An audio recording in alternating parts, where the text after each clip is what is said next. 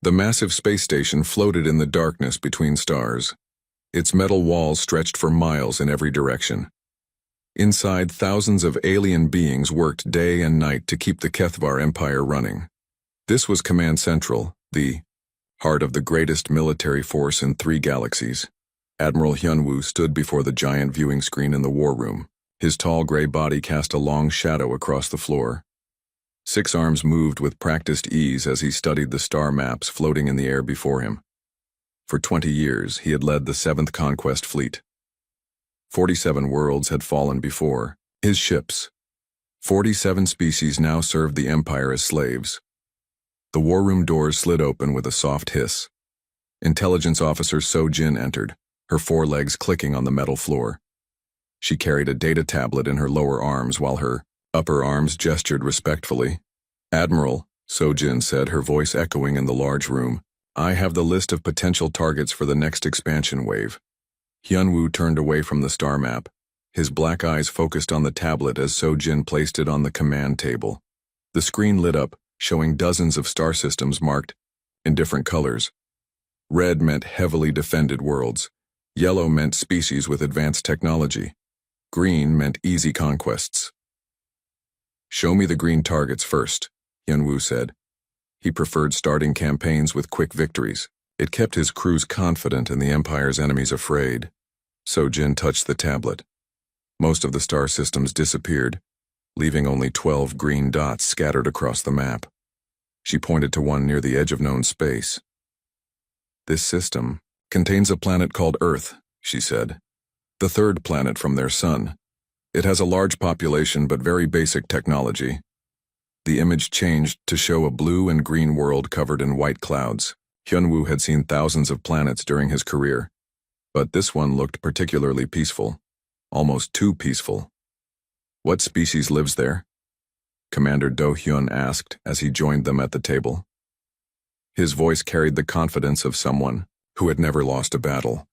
"They call themselves humans," So-Jin replied. She touched the tablet again. Images of the planet's inhabitants appeared on the screen. Bipedal mammals, average height about 6 feet. They have only 2 arms and 2 legs. No natural weapons like claws or poison. Do-hyun laughed. "They look weak. How many of them are there?" "Approximately 8 billion, So-Jin said. 8 billion? Hyunwoo raised an eyebrow. That was more than most species had when the Empire first encountered them. "What about their technology level?" "Very basic, Admiral. They have just begun to explore their own solar system. Their fastest ships take months to travel between planets. Their weapons are still based on chemical explosives and metal projectiles." Hyunwoo studied the human images more closely. They did look weak compared to the Kethvar. Small bodies, soft skin, no natural armor or weapons. Their technology was so far behind the Empire's that this would hardly count as a conquest. More like collecting cattle. "What about defenses?" he asked. "Minimal space-based defenses. Some orbital stations and satellites. Their military forces are divided among many different nations on the planet's surface. No unified command structure." So-Jin paused and scrolled through more data. "However, Admiral, there is one unusual notation in the file." "What kind of notation?" So-Jin hesitated. "It comes from the old Veltar archives. Before their civilization fell, they left many records. Most of it is useless historical data, but this entry is different." The screen changed to show ancient text in the flowing script of the long-dead Veltar race. Below it appeared a translation in standard Empire language. "What does it say?" Do-hyun asked, though his tone suggested he was not really interested. So-Jin, read from the screen. "The small ones who call themselves human must never be provoked. They are the sleeping storm. To wake them is to invite disaster upon the galaxy." Silence filled the war room for exactly 3 seconds. Then Hyunwoo began to laugh. It started as a low chuckle but grew into full booming laughter that echoed off the metal walls. Do-hyun joined in, and soon other officers around the room were laughing too. The sleeping storm? Do-hyun wiped tears from his eyes. "Look at them. They can barely leave their own planet. Perhaps we should also fear their pet animals. Maybe their plants will attack us." The Veltar were always known for their strange beliefs. Another officer called out from across the room. Remember their prediction about the Zorth rebellion? They said it would last 1,000 years. It lasted 3 days. Yunwu stopped laughing but kept smiling. Sojin, how old is this warning? Approximately 2,000 years, Admiral. It was written when the humans had not even developed space flight. 2,000 years ago, they were even more primitive than they are now? Yunwu shook his head. The Veltar were fools. That is probably why their race went extinct. They spent too much time making up prophecies instead of building proper defenses. He turned back to the star map, already making plans. How long would it take to reach Earth with the full 7th Fleet? 47 days at maximum speed, Sojin replied. Excellent. Do-hyun, begin preparing the fleet for departure. We will make this a training exercise for our newer crews. They need practice with orbital bombardment and planetary occupation. How many ships, Admiral? Do-hyun asked. Hyun-woo thought. For a moment. For most conquests, he used between 50 and 100 ships. That was usually enough to break any resistance and establish control. But Earth had 8 billion inhabitants. Even weak creatures could cause problems in such large numbers. 300 ships, he decided. We will make an example of Earth. Let the galaxy see what happens to species that exist without the Empire's protection. The next few days passed quickly as the fleet prepared for departure. Supply ships loaded food, ammunition, and equipment. Troop transports filled with soldiers, eager for easy conquest. The massive dreadnought ships charged their weapons and tested their shields. Yunwu spent his time reviewing intelligence reports about Earth. The humans seemed to spend most of their energy fighting each other. They had hundreds of different nations, languages, and belief systems. Some of their countries had been at war for decades over small pieces of land or ancient grudges. This made conquest even easier. Divided species always fell faster than united ones. The Empire's standard strategy was simple. Destroy their main cities from orbit, then land troops to occupy key locations. Most species surrendered within days once they saw the hopelessness of resistance. Admiral. Sojin entered his private quarters with another data tablet. Final intelligence update before departure. Hyun-woo took the tablet and scanned through the information. Human military strength, population centers, industrial capabilities. Everything confirmed what he already knew. This would be an easy victory. Any changes to the plan? He asked. None, Admiral. Command recommends standard conquest protocol. Orbital bombardment of major population centers followed by ground occupation. Estimated conquest time, 7 to 10 days. Hyun-woo nodded. 10 days seemed reasonable, maybe even generous. Most species surrendered after the first orbital strike, once they realized how outmatched they were. On the morning of departure, the 7th Conquest Fleet assembled in formation. 300 ships of various sizes spread across space like a metal cloud. At the center, Hyun-woo's flagship Death's Glory led the way. Its weapons could crack a planet's crust. Its shields could absorb the combined firepower of any known species. As the fleet entered hyperspace, Hyun-woo stood once again before the viewing screen.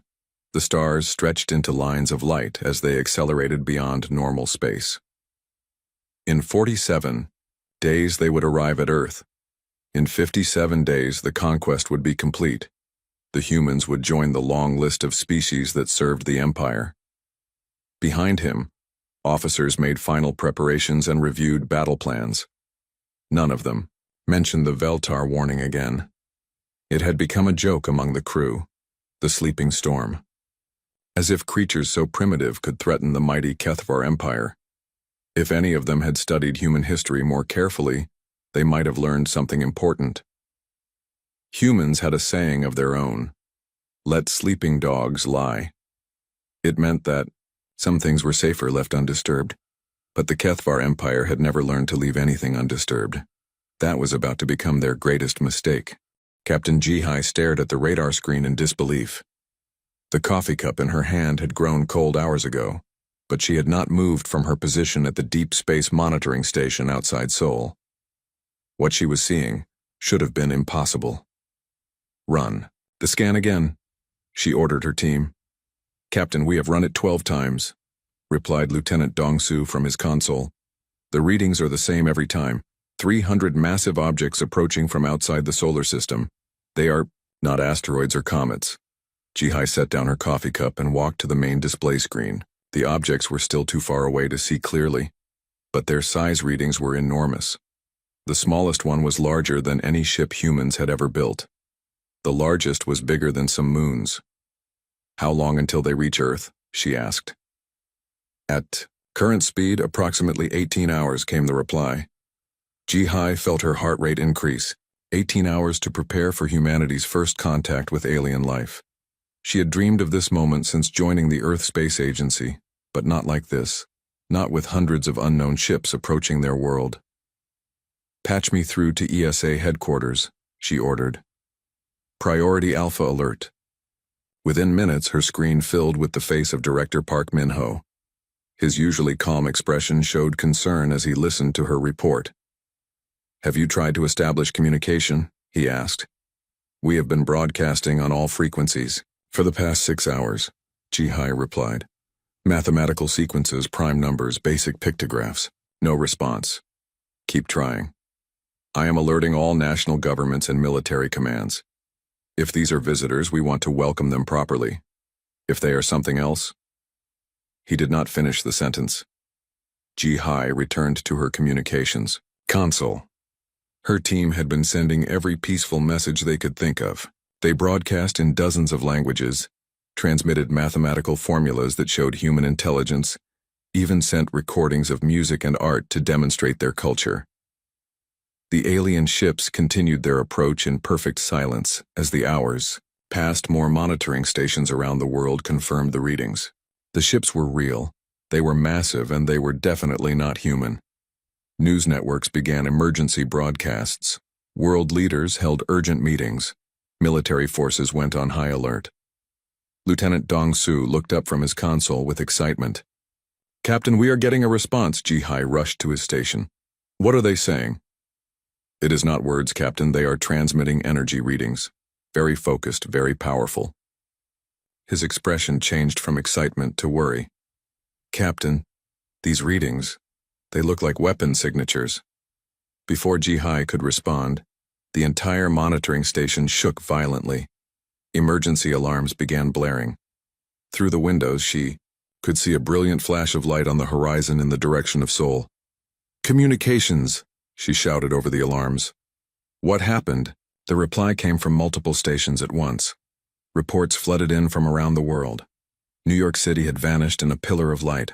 London was gone. Tokyo, Moscow, Beijing, one by one, the great cities of Earth disappeared under beams of energy fired from orbit. Jihai grabbed the emergency radio. All stations, this is Deep Space Monitor 7. We are under attack. Repeat, Earth is under attack by alien forces. The aliens had given humanity their answer. It was not the answer anyone had hoped for. Colonel Min-ho stood in the underground bunker beneath Seoul, watching the reports flow in on dozens of screens. As a career military officer, he had planned for many different scenarios: nuclear war, asteroid impacts, natural disasters. He had never planned for this. Sir, his aide approached with a tablet full of casualty estimates. The preliminary numbers. Min-ho waved him away. I do not need numbers right now, Sergeant. I need options. Sir, with respect, what options do we have? Look at what they did to our cities. Their technology is centuries ahead of ours. Min-ho turned away from the screens showing burning ruins where millions of people had lived just hours ago. His aide was right, of course. The alien weapons were beyond anything humans possessed. Their ships flew through space like it was empty air. They had struck without warning and without mercy. Sergeant, Min-ho said quietly, do you know why I joined the military? No, sir. My grandfather fought in the Korean War. He told me stories about facing enemies with better weapons, better supplies, better everything. But he also told me something else. He said that having better weapons does not always mean winning. Sometimes, the side that wants to survive more finds a way. Min-ho walked to a wall map showing the locations of military bases around the world. Red X marks showed which ones had been destroyed in the first attack. There were still many green dots remaining. Send a message to all surviving military commands, he ordered. Tell them that Colonel Min-ho of the Republic of Korea Army has a message for every soldier on Earth. The sergeant activated the communications array. Within minutes, military leaders from dozens of countries were listening. Fellow soldiers, Min-ho began. Today we learned that we are not alone in the universe. Today we learned that our visitors do not come in peace. They have attacked our cities and killed our people without provocation. He paused, looking at the map. So many red X marks. So many dead. I know what some of you are thinking. Our weapons are primitive compared to theirs. Our ships cannot fly between stars. We have no way to fight back against enemies who can destroy cities from space. Another pause. On the screens, he could see alien ships descending through Earth's atmosphere, landing parties preparing to claim their prize. But I want you to remember something, Min-ho continued. These aliens may have better technology, but they made one very important mistake. They wanted to see what we are made of. Now they will learn why we conquered a world full of predators. Around the world, in bunkers and bases and hidden shelters, soldiers listened to his words. In the ruins of great cities, civilians who had survived the attacks gathered around radios and emergency broadcasts. We humans did not reach the top of the food chain on Earth by being the strongest or the fastest, Min-ho said.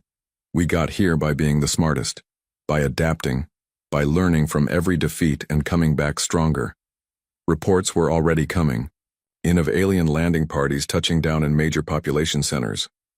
Their soldiers were tall and gray, with multiple arms and advanced armor. They expected to find broken, terrified humans ready to surrender. Instead, they found something else entirely. In the ruins of New York, a group of police officers led by Captain Soo-jin had spent hours studying the wreckage of an alien weapon that had misfired. They took it apart piece by piece, learning how it worked. When the first alien soldiers landed in Central Park, they were ready. In London, Professor J-Ho had gathered a team of engineers and scientists in the underground tunnels. They had recovered pieces of alien technology from the orbital bombardment. While the aliens celebrated their easy victory above ground, the humans below were reverse engineering their weapons. They think this is over, Min-ho concluded his broadcast. They think we will surrender like frightened animals. They are about to learn that humans are not like other species. We do not give up. We do not quit. And we definitely do not go quietly. The first alien soldier to enter Min-ho's bunker found it empty except for a note written in perfect English. Welcome to Earth. You are not welcome here. By the time the aliens realized their mistake, it was already too late. Around the world, humans were disappearing into subway tunnels, abandoned buildings, forests, and mountains. They were taking with them every piece of alien technology they could find.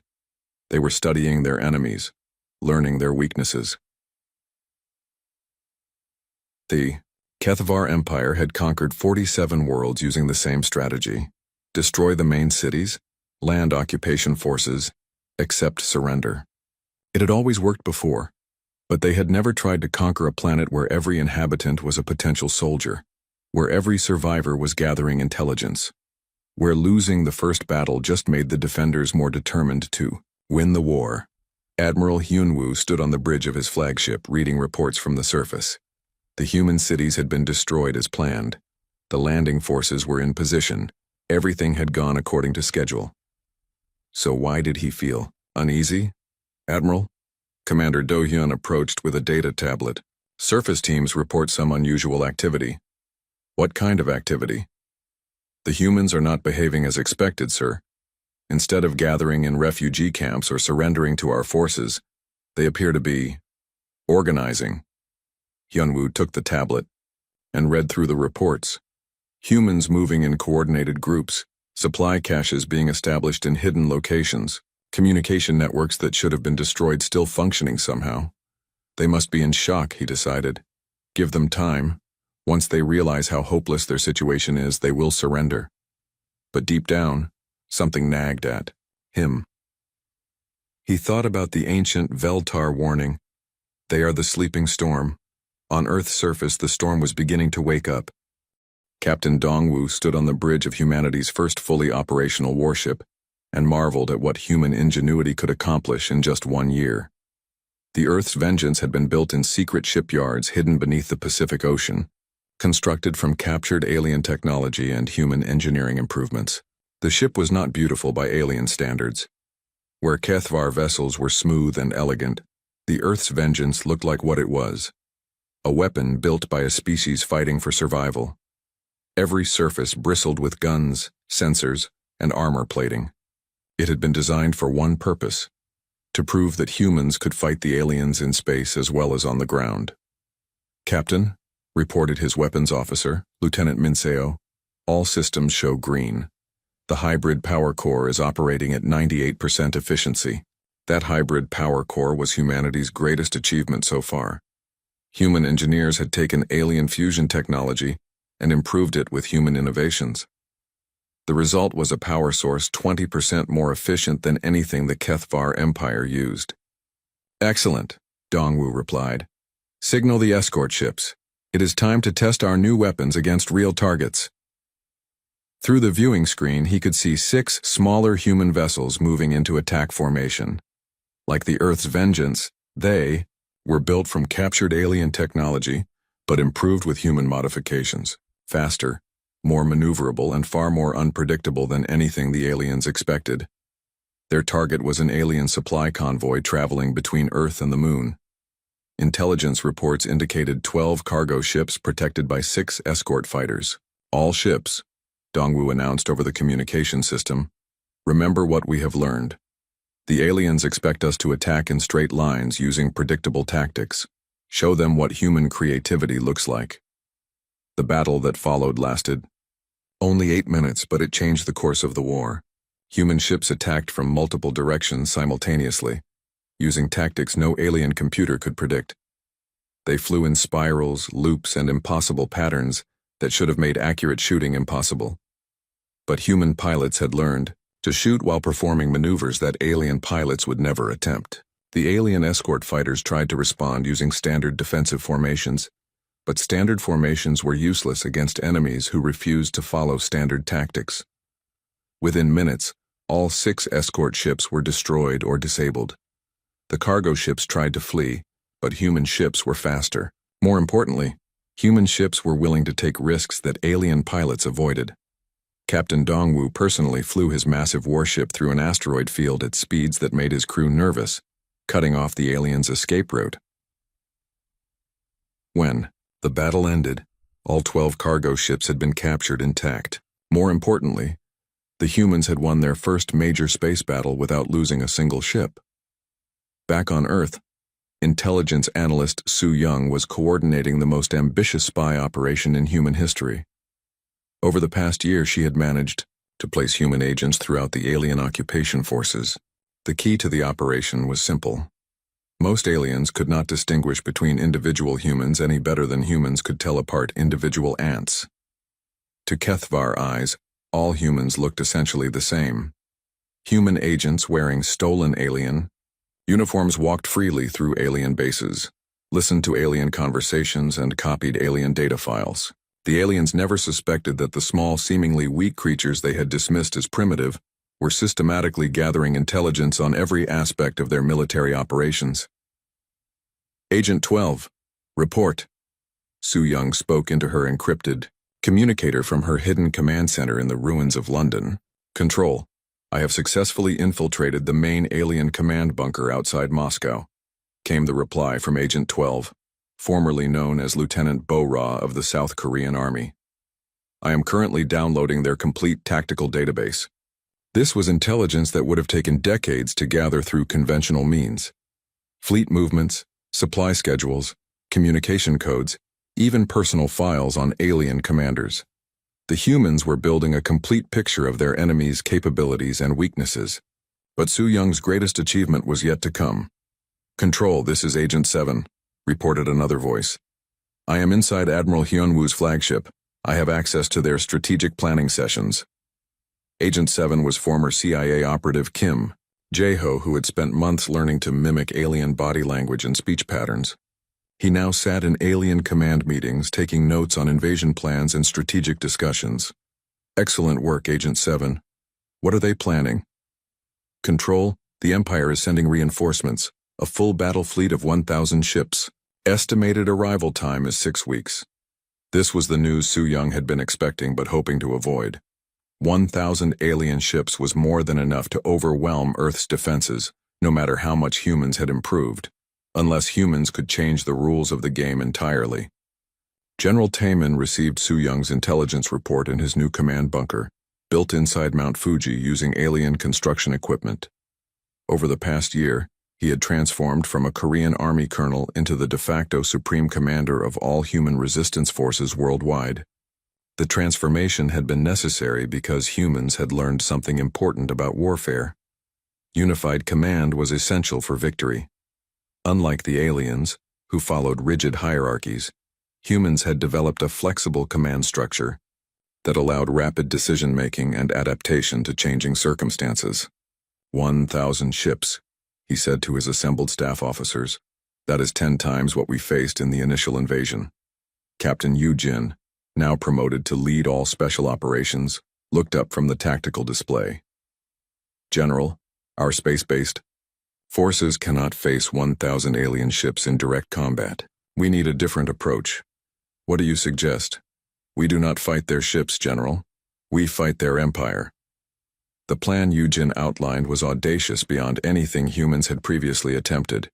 Instead of waiting for the alien reinforcements to arrive at Earth, human forces would strike at alien colonies throughout the galaxy. While the Empire focused on conquering one world, humans would liberate dozens. It will require every ship we have built, she continued, and we will be fighting far from home, with no possibility of retreat or reinforcement. General Taemin studied the star charts showing known alien colonies within range of human ships. 47 worlds had been conquered by the Kethvar Empire. 47 species had been enslaved. How many ships can we field? He asked. 53 fully operational warships, plus over 200 smaller vessels, replied Admiral Dongwu, who had been promoted after his successful space battle, all equipped with improved human-alien hybrid technology. The numbers seemed impossible. 53 human ships against an empire that controlled thousands of worlds. But humans had learned not to think about impossible odds. Yu Jin, begin preparing strike teams for deep space operations, Taemin ordered. Dongwu, ready the fleet for extended operations. Su Yung, I need complete intelligence files on every alien colony within range. As his officers hurried to implement the plan, Taemin allowed himself a moment to consider what they were attempting. 1 year ago, humans had been primitive creatures who could barely reach their own moon. Now they were preparing to launch interstellar military operations across multiple star systems. The transformation was unprecedented in galactic history. Aboard the flagship Death's Glory, Admiral Hyunwoo was dealing with his own transformation. The confident conqueror who had laughed at the Veltar warnings was gone, replaced by a worried commander facing an enemy unlike any in his experience. Sir, Commander Do Hyun entered the command center with the latest intelligence reports. Our deep space monitoring stations have detected unusual activity in the Sol system. What kind of activity? Sir, the humans appear to be constructing spacecraft. Large numbers of them. Hyunwoo studied the sensor readings, 53 objects the size of military vessels plus hundreds of smaller craft. All of them showed energy signatures consistent with advanced propulsion systems. How is this possible? 1 year ago, they could barely fly between their own planets. Sir, our technical analysis teams believe the humans have been reverse engineering our technology, but they have also been improving it. Some of these energy signatures exceed our own capabilities. This was the news Hyunwoo had been dreading. Bad enough that humans had learned to use alien technology, but if they could improve upon it, they might actually pose a threat to the Empire itself. Where are these ships going? He asked. Sir, that is the disturbing part. They do not appear to be preparing to defend Earth. Long-range sensors suggest they are preparing to leave the solar system entirely. Hyunwoo felt a chill run down his spine. Humans preparing to abandon their homeworld could only mean one thing. They were planning to attack alien colonies elsewhere. Send an immediate message to Empire Command, he ordered. Warn all colonial governors that Earth humans may be planning strikes against our territories. All colonies should increase their defenses immediately. But even as he gave the order, Hyunwoo knew it might already be too late. Human ships moved faster than alien communications, and humans had shown a disturbing ability to strike at unexpected targets. Dr. Eunji had never worked in a cave before. The underground laboratory carved from solid rock was cold, damp, and lit only by emergency power cells. But it was hidden from alien sensors, and that made it the most important scientific facility on Earth. She bent over the alien weapon fragment for the 100th time that day. Her team of 12 scientists had been studying the piece of metal for 3 weeks straight, sleeping in shifts, eating cold rations, working by the light of stolen alien power cells. Any progress with the energy matrix? She asked her assistant, Dr. Woo Jin. I think I understand how it works, he replied, pointing to a series of crystalline structures embedded in the metal. These crystals store energy, but not like our batteries. They actually bend space around them to create the destructive beam. Yoonji nodded. 3 weeks ago, such technology would have seemed like magic. Now it was just another problem to solve. Humans had always been good at solving problems. Can we replicate it? Not exactly. We do not have the materials or the manufacturing capability, but Woo Jin smiled for the first time in weeks. I think we can modify it. On the surface, General Taemin crouched in the ruins of what had once been downtown Seoul. The alien occupation forces had set up their command post in the remains of the city center. From his hiding spot in a collapsed building, he could observe their daily routines through stolen alien binoculars. The HFY soldiers were efficient but predictable. They patrolled the same routes at the same times every day. They used the same communication frequencies. They followed the same procedures for everything. Humans adapt, Taemin whispered into his radio. But these aliens do not seem to learn. The reply came from Captain Jun Seo, hidden in a different part of the city. General, my team has identified 3 more patrol patterns. They never vary. Their routes. Taemin smiled grimly. In the old days, he had commanded tank battalions and artillery units. Now his army consisted of office workers, teachers, shop owners, and students. People who had lost everything in the first attack and had nothing left to lose. But they were proving to be excellent students of warfare. Jun Seo, what did you learn from yesterday's captured equipment? The alien armor is strong but has weak points at the joints. Their weapons are powered by small energy cells that can be removed. And General, they cannot see very well in the dark. This was valuable information. Humans had always been good at fighting at night. It was one of the few advantages they had. Around the world, similar scenes played out in thousands of locations. In the Amazon rainforest, indigenous tribes worked with former soldiers to set traps using alien technology. In the Australian outback, miners used their knowledge of explosives to bring down alien aircraft. In the Sahara Desert, nomad tribes appeared and disappeared like ghosts, striking alien convoys and vanishing into the sand. The HFY Empire had expected Earth to surrender within a week. Instead, they found themselves fighting an enemy that seemed to learn faster than they could adapt. Commander Do-hyun stood in the briefing room of the flagship, staring at casualty reports that made no sense.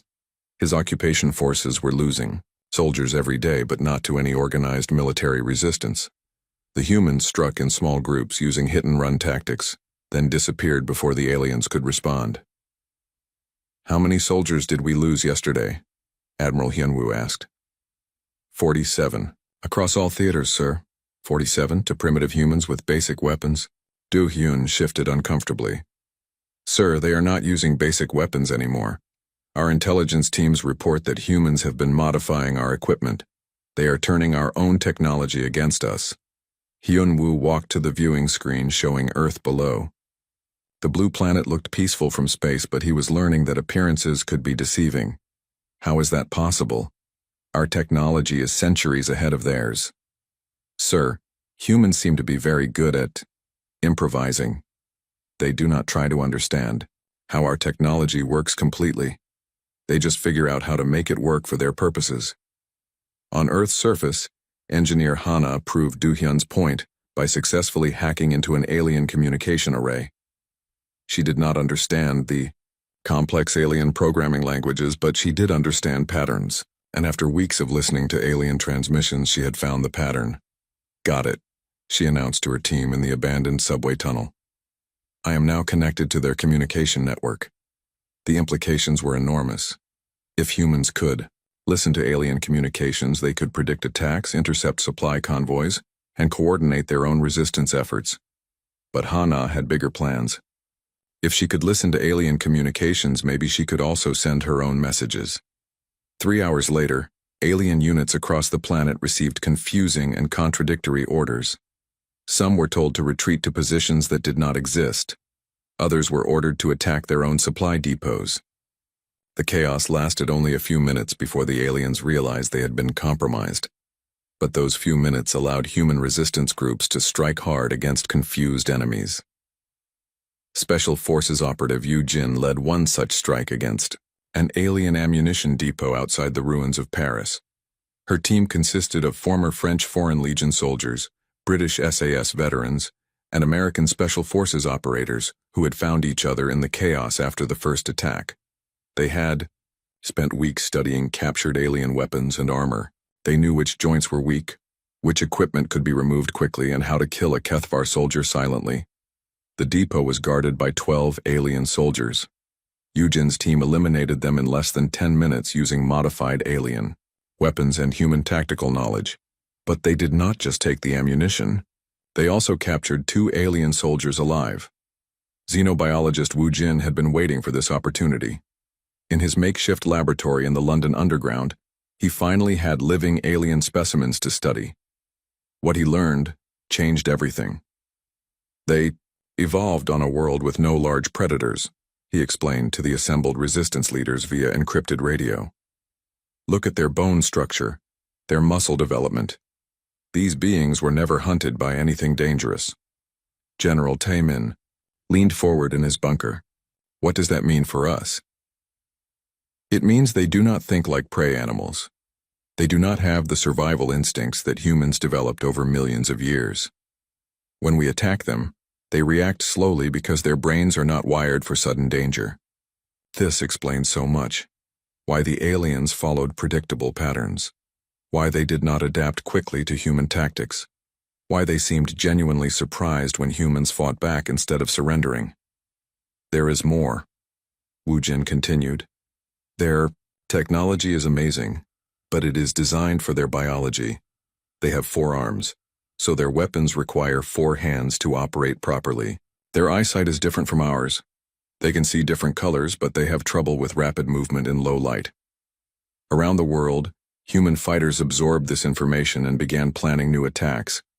If the aliens could not adapt quickly, humans would force them to adapt faster than they could handle. Captain Dongwu had been a commercial airline pilot before the invasion. Now he flew a captured alien fighter, modified with human controls and weapons systems.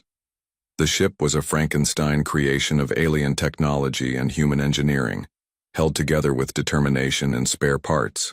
But it flew, and more importantly, it could destroy alien ships. His squadron consisted of other pilots who had learned to fly alien aircraft through trial and error. Most of them had crashed multiple times before figuring out the controls. Some had died in the process. But the EIA survivors had become something the aliens had never encountered. Human pilots flying alien ships with human tactics. Target acquired, Dongwu announced over the radio. Below, an alien supply convoy moved through the ruins of Berlin. All wings, attack pattern Delta. The human pilots dove toward their targets, but not in the organized formations that alien pilots used. Instead, they attacked from multiple directions at once, using unpredictable patterns and taking risks that no trained alien pilot would attempt. The convoy's escort fighters tried to respond, but they had never faced pilots who were willing to ram their ships into enemy vessels if necessary. The supply convoy was destroyed in minutes. Back on the flagship, Admiral Hyunwoo received the battle report with growing concern. That was the 4th supply convoy destroyed this week. His forces were running low on ammunition, food, and replacement equipment. Sir, Commander Do-hyun said quietly, perhaps we should request reinforcements from the Empire. Hyunwoo considered this option. Requesting help would be an admission that the conquest was not going as planned. It would damage his reputation and possibly his career. But the alternative might be worse. How long would it take for reinforcements to arrive? Approximately 3 months at best speed. 3 months. Could his forces hold out that long against an enemy that seemed to grow stronger every day? On Earth's surface, intelligence analyst Su-Young was asking herself a different question. How long before the humans were ready to take the fight into space? In hidden workshops around the world, human engineers were working on that exact problem. They had captured enough alien technology to understand the basics of spaceflight. They had the materials from crashed alien ships. Most importantly, they had the motivation of a species fighting for survival. The aliens thought they were fighting. Captain Sang-woo gripped the controls of his makeshift fighter as it shook violently through Earth's atmosphere. The ship was a collection of parts from 6 different alien vessels, welded together by human engineers who had learned alien technology through trial and error. It should not have been able to fly, but somehow it did. "Blue Leader, this is Blue 2, came the voice over his radio. "I count 12 enemy fighters approaching from the north." Sang-woo checked his instruments. 6 months ago, these controls had been completely alien to him. Now he could read them as easily as the dashboard of the car he used to drive to his job at the bank. "Copy, Blue 2. All wings, remember what we learned about their formation flying. They will stay in perfect triangular patterns, use that against them." The alien fighters approached exactly as expected, perfect triangles maintaining equal distance, following textbook formations that had worked for them on 47 other worlds. But Earth was teaching them that textbooks did not always work. Sang-woo's squadron scattered in 12 different directions. The alien pilots tried to maintain their formations while pursuing individual targets, which meant they could not coordinate their attacks effectively. Within minutes, 8 alien fighters were burning wrecks falling toward the ocean. "Below. This is Blue Leader to all squadrons," Sang-woo announced. "Package delivered, the supply ship is yours." High above, Captain Yoo-jin's boarding team prepared for their most dangerous mission yet. They were about to attempt something no human had ever tried, capturing an alien cruiser in space. The Kethvar ship Blade of Conquest had been damaged by surface-to-orbit missiles and was limping back to the main fleet for repairs. Yoo-jin's team had reached it using a captured alien transport, pretending to be a rescue mission. "Remember," Yoo-jin spoke quietly to her 12-person team as they approached the alien airlocks. "We have studied their ship layouts for weeks. We know where the important systems are located. We know how they respond to boarders. Most importantly, we know they do not expect us to be here." The airlock opened with a soft hiss. The human boarding team moved through the alien corridors like shadows, using maintenance tunnels and service shafts that the ship's designers had never intended for combat movement. The first alien crew member they encountered was a technician working alone in an engine room. He looked up in surprise as armed humans emerged from an air vent above his head. His 4 hands reached for an alarm button, but Yoo-jin was faster. "Shh," she whispered, pressing a human-modified alien weapon against his neck. "We need information." 20 minutes later, the boarding team had control of the ship's computer core, life support systems, and main engines. The alien crew found themselves trapped in their own ship, cut off from their weapons and communications. But Yoo-jin was not finished. She needed this ship functional, not just captured. Back on Earth, xenobiologist Woo Jin was making discoveries that would change the war. His underground laboratory now contained specimens, equipment, and data from dozens of alien prisoners and captured ships. What he had learned about Kethvar biology and psychology was remarkable. "They are a species that evolved to be conquerors," he explained to the resistance leaders during their weekly encrypted video conference. "But that evolution has made them rigid in their thinking. They have one way of doing everything, and they cannot adapt quickly when that way stops working." General Taemin leaned forward in his bunker. "Give me something practical I can use." "Their decision-making process is completely different from ours," Woo Jin continued. "When humans face a new problem, we try multiple solutions until one works. When aliens face a new problem, they consult their databases for the approved solution. If the database does not have an answer, they become confused and hesitant. This explained so much about alien behavior during combat. Human fighters had noticed that alien soldiers would often freeze for several seconds when encountered with unexpected tactics, as if they were trying to remember the proper response from their training. "There is more," Wu Jin said. "I have been analyzing their communication patterns. They have a very hierarchical society. Lower-ranking soldiers cannot make independent decisions without permission from higher-ranking officers." Intelligence. Analyst Su Young saw the opportunity immediately. If we can disrupt their communications, their individual soldiers will not know what to do. Exactly. And I have learned how to disrupt their communications. Engineer Hana had been working on this problem for months. Her team had captured so many alien communication devices that they now understood the underlying technology better than some alien technicians. "We can do more than disrupt their communications," she announced from her workshop in the abandoned Seoul subway system. "We can completely control them." The plan she outlined was ambitious beyond anything humans had attempted before. Instead of simply jamming alien communications, they would take over the entire network. Every alien soldier, ship, and base would receive orders from human controllers. "How long do you need?" General Taman asked. 2 weeks to build the equipment, but we will need a massive power source. Something like a nuclear reactor. Captain Jae-sung smiled grimly from his position in the ruins of Tokyo. "I think I can arrange that." The Tokyo resistance had spent months studying the alien occupation base built on top of the city's remains. The base was powered by a massive alien fusion reactor that could provide energy for the entire communication takeover plan. But capturing the base would require the largest coordinated human attack since the invasion began. Over the next 2 weeks, resistance groups from across the Pacific region began moving toward Japan. Former soldiers, police officers, engineers, teachers, and ordinary citizens who had become extraordinary fighters. They traveled in small groups using captured alien transports and human fishing boats. The alien garrison at Tokyo had no idea what was coming. Admiral Hyun-woo stood in his command center, reviewing casualty reports that made his head hurt. In Teo, the past month, his occupation forces had lost over 2,000 soldiers. Supply convoys were being attacked daily. 3 ships had been captured by human boarding parties, and now his intelligence officers were reporting organized human military movements. "How many humans are we facing?" he asked Commander Do-hyun. "Sir, that is difficult to estimate. Our initial intelligence suggested that most human military forces were destroyed in the first orbital bombardment. But it appears that humans do not distinguish between military and civilian populations the way other species do." "What do you mean, sir?" "Every human appears to be capable of becoming a soldier. Their entire population is participating in the resistance effort. Engineers build weapons, scientists develop tactics, even children serve as scouts and messengers." This was completely outside Kethvar understanding of warfare.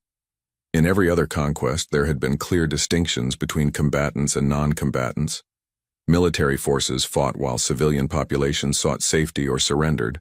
But humans seem to view the invasion as a threat to their entire species, not just their military. Every human was a potential enemy. "Sir?" Do-hyun continued hesitantly.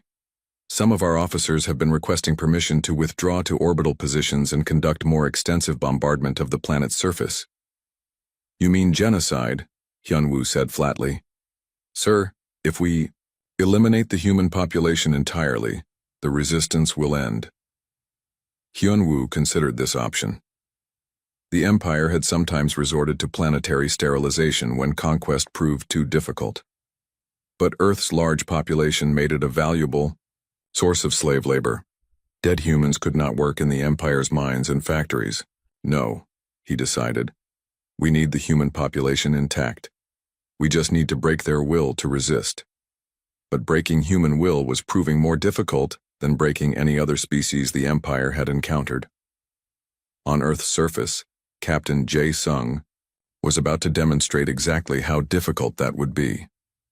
His assault force of 800 humans approached the Tokyo alien base from 12 different directions simultaneously. They used every trick they had learned over the past 6 months. Modified alien weapons, improvised explosives, captured alien vehicles, and most importantly, complete unpredictability. The alien garrison expected attacks to come from logical directions using standard military tactics. Instead, humans emerged from sewers, dropped from damaged buildings, and even attacked from underground using subway tunnels. The battle for the Tokyo base lasted 3 hours. When it was over, the humans had control of the fusion reactor and, more importantly, the base's main communication array.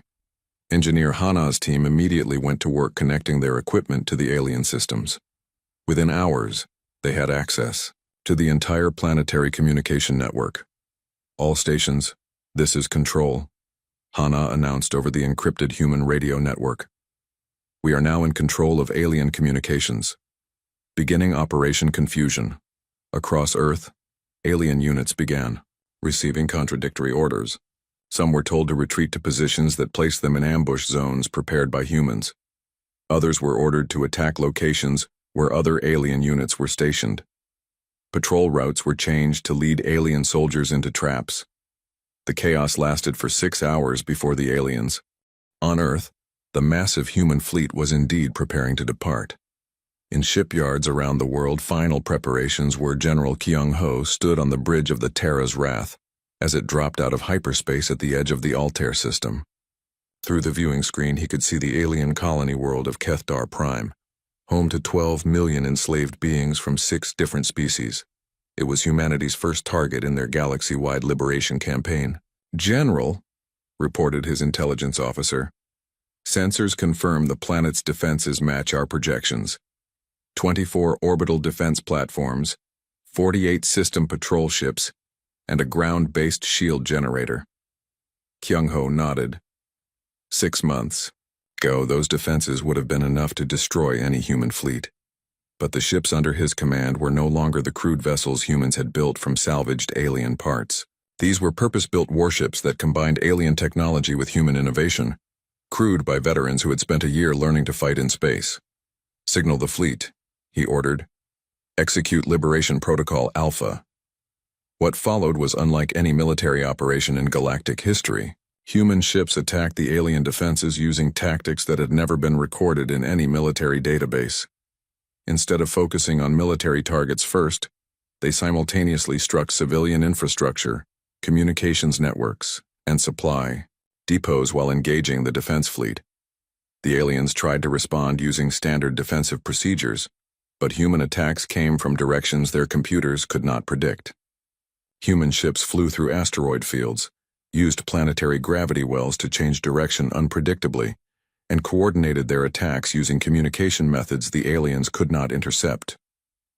Within 2 hours, the planet's defenses were in ruins. But the real surprise came when the human ships began broadcasting to the enslaved populations below. "Attention all enslaved beings," came the message in dozens of languages. "This is General Kyung-ho of the Human Liberation Fleet. Your masters have been defeated. You are now free to govern yourselves as you choose." This was something completely new in galactic warfare. Conquering species usually replaced old masters with new ones. But humans were offering something unprecedented: actual freedom. On the planet's surface, 6 enslaved species heard the human message and began to understand that their situation had changed forever. The Velmar, enslaved for 50 years, were the first to act. They stormed the administrative centers where their alien overseers lived, supported by orbital bombardment from human ships that could target individual buildings without harming surrounding structures. The Kethvar garrison tried to restore order, but found themselves facing coordinated uprisings from multiple species simultaneously. Worse, human dropships were landing throughout the planet, delivering weapons and tactical support to the rebels. Captain Jae-sung led one of those landing forces. His Marines were volunteers from every branch of Earth's former military, united by their determination to ensure that no other species suffered what humanity had endured. "Remember," he told his troops as their dropship descended through the planet's atmosphere, "we are not here to conquer. We are here to liberate. That means the people we free get to decide their own future." This philosophy proved to be humanity's greatest weapon in the galaxy-wide campaign that followed. Over the next 6 weeks, human strike forces attacked 43 alien colonies simultaneously. Each attack followed the same pattern: destroy the military defenses, support local uprisings, then leave the liberated worlds to govern themselves. The psychological impact on the Kethvar Empire was devastating.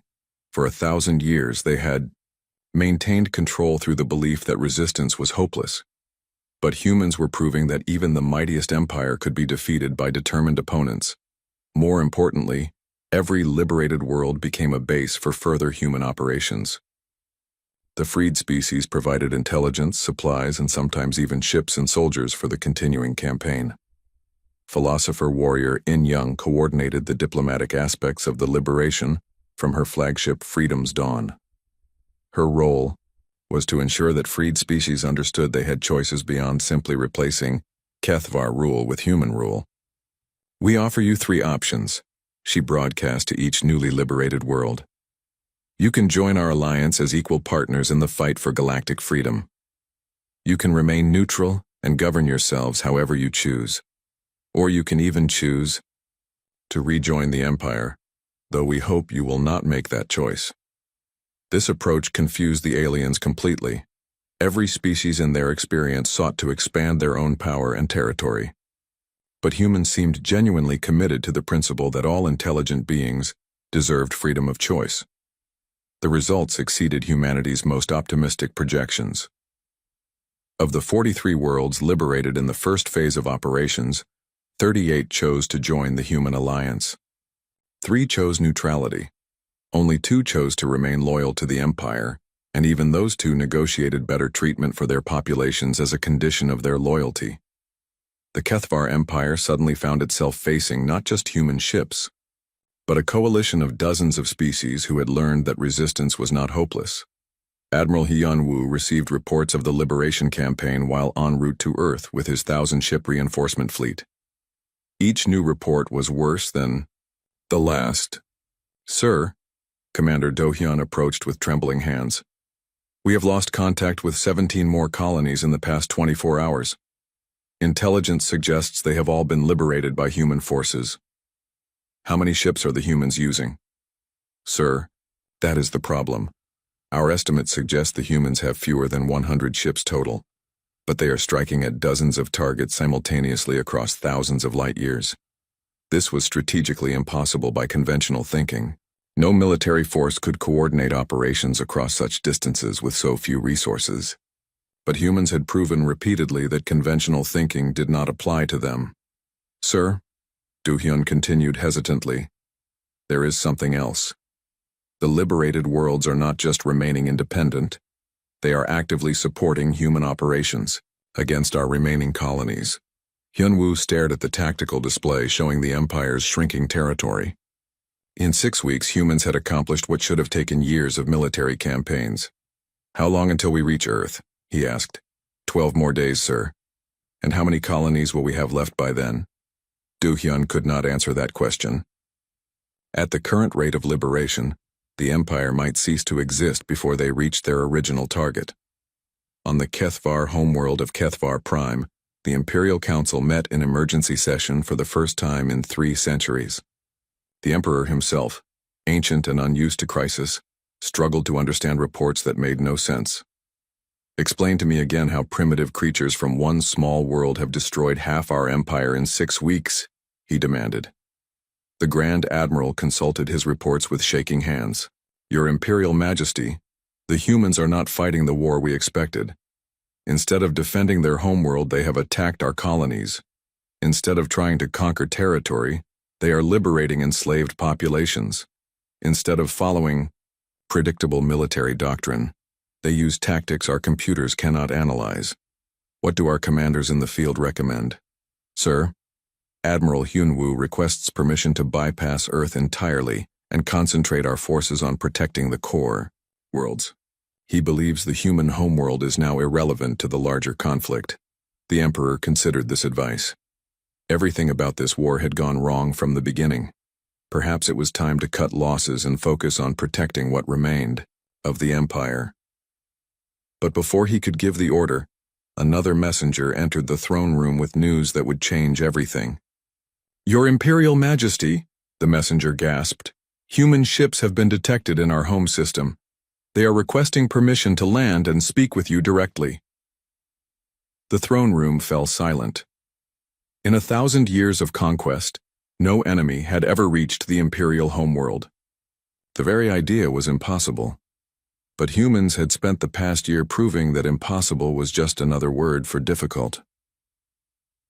Ambassador Sung Min stood in the Imperial Palace 3 hours later, facing the Emperor who had ordered the destruction of humanity's cities. He was accompanied by a small honor guard and a translator device that had been built from captured alien technology. The Emperor was larger than most Kethvar, his gray skin marked with the ceremonial scars of ancient victories.